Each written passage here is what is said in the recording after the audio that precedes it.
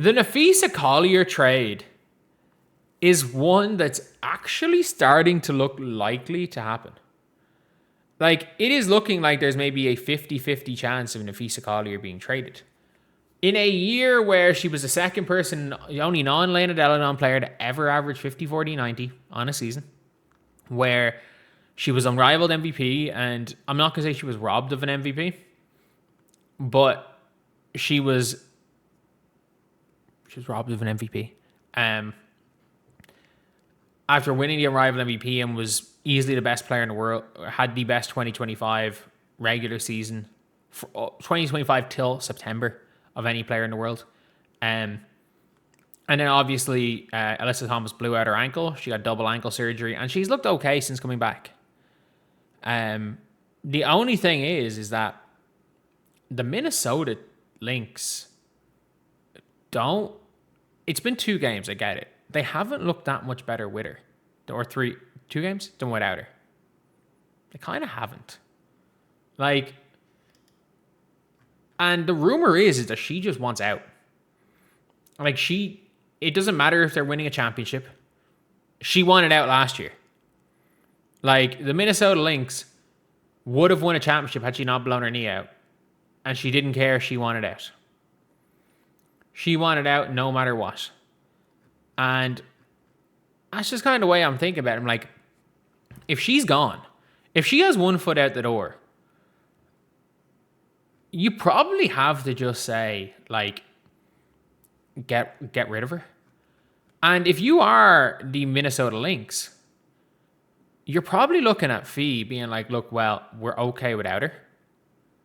We're okay without her. We're good with her. But if Fee's gone, our championship window is not 2026 or bust. We can get off Napheesa Collier and we can go to Golden State and go, okay, cool.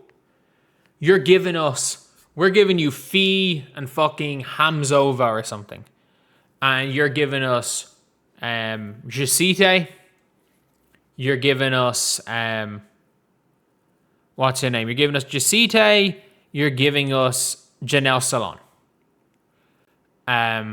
And is there any other like for like trades? Fuck it. What other role player can you give them? What bigs? Fuck it. You're giving us a Meher as well, and we're gonna trade you.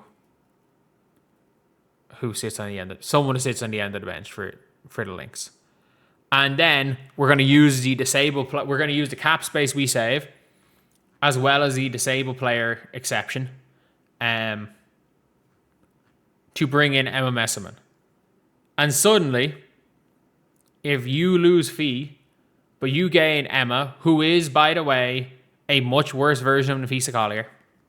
Like, their style of play is relatively similar. She is a much worse version of Napheesa Collier.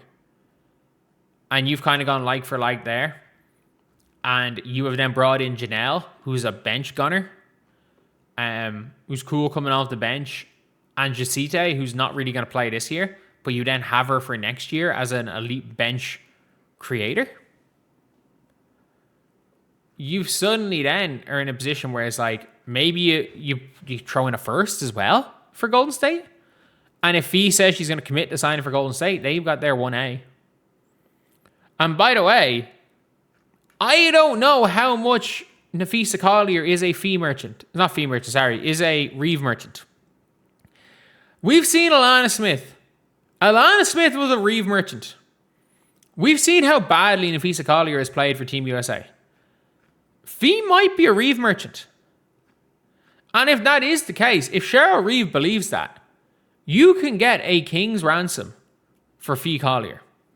If she doesn't want to be there, you can get a king's ransom for her, for a rental, and you don't lose her next year. And you still have Olivia Moss. You still employ Olivia Moss. But did Alexia take a pay cut? No, Alexia absolutely not take a pay cut. Unless when the expansion franchise offered her like a Bridget Carlton $1 million type thing.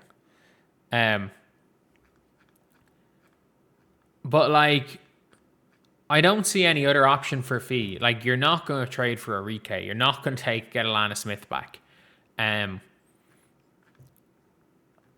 If you're Washington, you don't really want Fee. Portland have the salary. Fee's not going to want to go to Portland. Not going to re-sign in Portland. Like, it is going to be a very interesting one, but everyone's reporting it. And people are saying, oh yeah, the only reason they're reporting it is because, you know, at the end of the year, she can leave for nothing. Kelsey Mitchell can leave for nothing and nobody's reporting that. Nobody's saying that Kelsey Mitchell is going to go and leave the Fever for nothing. When it comes to that, like, people talk. This wouldn't be a rumor if there was not some truth to it.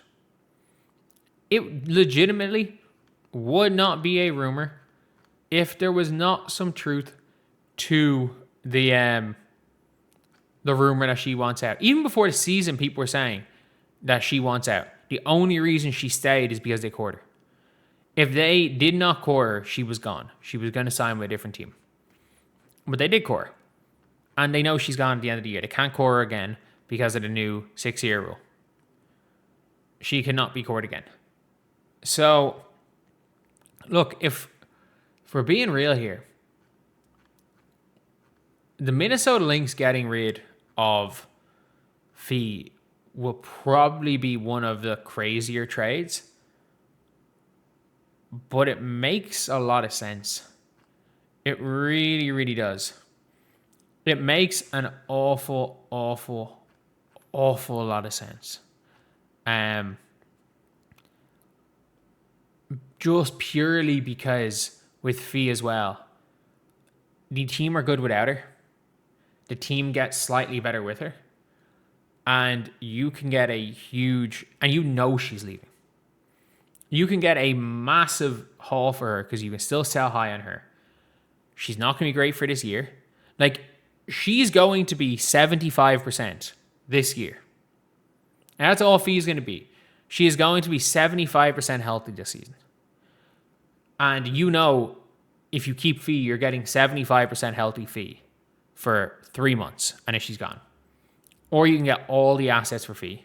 Another team can get a 100% healthy Fee, who are probably going to get her anyway in the offseason, and you get some of their assets. This is like with Carmelo Anthony in 2011, where it's like, you are Denver. Look, we're pretty damn good. We know he's gone. We're just going to have to get rid of him before he leaves for nothing. And when you have the ability, and when you also have Emma Messiman on speed dial to be Fee's replacement, if you can clear up some cap room, and you have Emma Chakova's injury slot coming off the books very soon, so you can bring in a new player, and you're only signing Emma Hamzova to 7-day contracts, so you still have that slot free. If you trade Fee and you immediately get Emma Messiman to sign up, you're what? Is Fee at 75% better than Emma Messiman? I don't know. Fee is better, but I don't know if Fee at 75% is better than Emma. And you get all the assets and an equivalent player. They could pull it off. They really could pull it off.